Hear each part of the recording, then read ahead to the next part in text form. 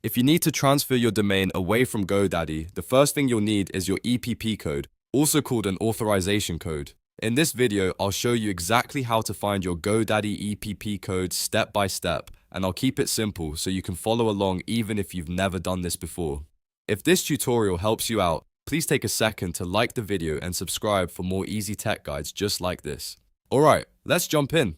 First, go to GoDaddy and sign into the account that owns the domain you want to transfer. Make sure you're using the correct login, because the authorization code is tied to the domain inside that specific account. Once you're signed in, look for My Products. This is where GoDaddy keeps all of your domains and services in one place. Inside My Products, find the domain section and locate the domain you want to transfer. Next to that domain, click DNS. This is where you'll open the domain settings and manage the transfer options. After that, open domain settings. You should now be on the page where you can control important domain features like lock status and transfer permissions. Before you can request the EPP code, check whether domain lock is turned on. If it is enabled, turn it off first. This is important because a locked domain usually cannot be transferred until the lock is removed. GoDaddy may ask you to confirm this action, so just follow the prompts if they appear.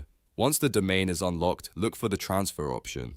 Now click Transfer to another registrar. This tells GoDaddy that you want to move the domain to a different provider. On the next screen, click Continue with Transfer. This step usually brings you to the authorization process, where GoDaddy prepares your EPP code request. After that, choose Send Authorization Code. At this point, GoDaddy will send the authorization code to the email address connected to your domain account, or it may display the code directly depending on the domain and settings. Make sure to check your inbox carefully, including spam or junk folders, because transfer-related emails sometimes end up there. Once you receive the code, copy it exactly as shown, since even one wrong character can cause the transfer to fail. If you're moving the domain to another registrar, go to your new provider and paste in the EPP code during the transfer process. That code is what proves you own the domain and gives the new registrar permission to begin the transfer. If the code doesn't arrive right away, give it a few minutes and refresh your email. In some cases, you may also need to verify the transfer request before GoDaddy releases the code.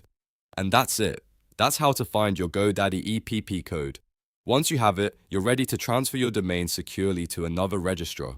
If this video saved you time, don't forget to like, subscribe, and turn on notifications for more helpful tutorials. Thanks for watching, and I'll see you in the next one.